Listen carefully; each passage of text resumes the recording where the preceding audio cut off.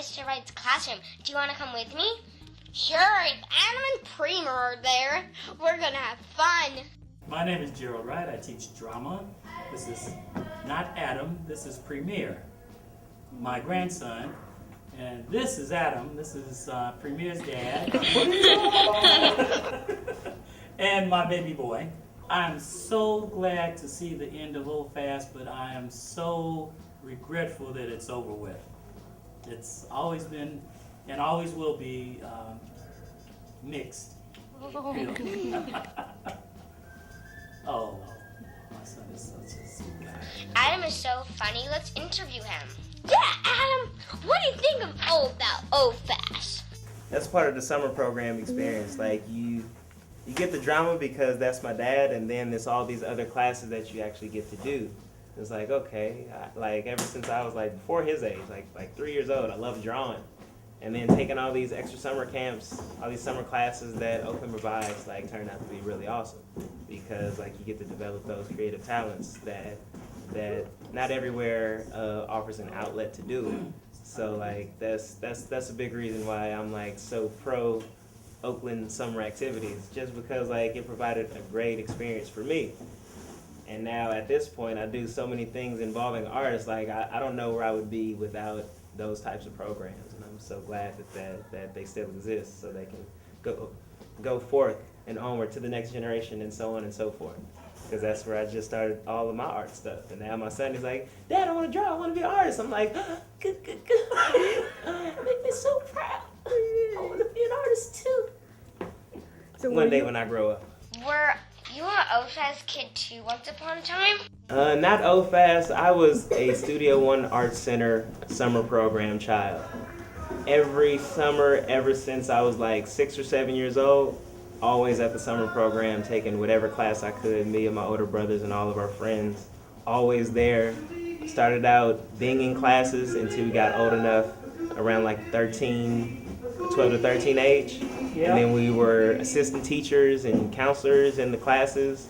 And then when we got old enough, we became paid staff.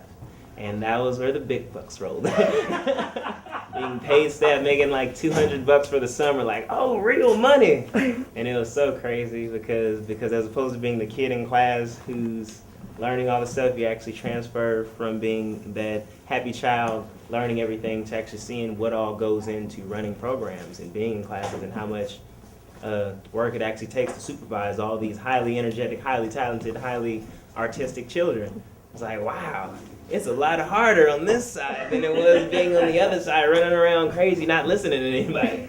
So, yeah, man, it's a great experience, and I am definitely thankful for the fact that Oakland still provides such activities for its youth. Thank you. Mr. Wright, how come your family is so dramatic? Well, actually, they grew up doing theater because they had no choice.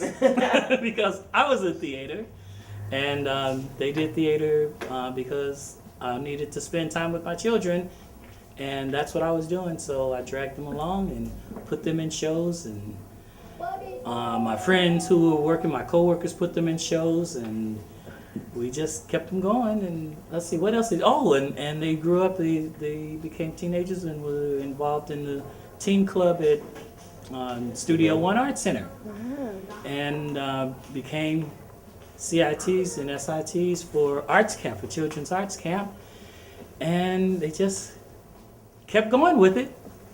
And then when my grandson came along, it was like pulling teeth trying to get him involved, and he said no. Then I finally got him in a show, and the first thing he said was, "When are you going to do another show?"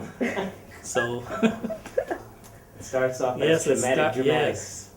Traumatic dramatics. I got to remember that. Good one, son. Are your kids hard to teach? Actually, no, because they were so engrossed in the fact that their father was actually doing theater, and they had gone to see shows, so it was something that they already knew about and that they enjoyed. So when they were old enough to participate in it, they actually looked forward to it.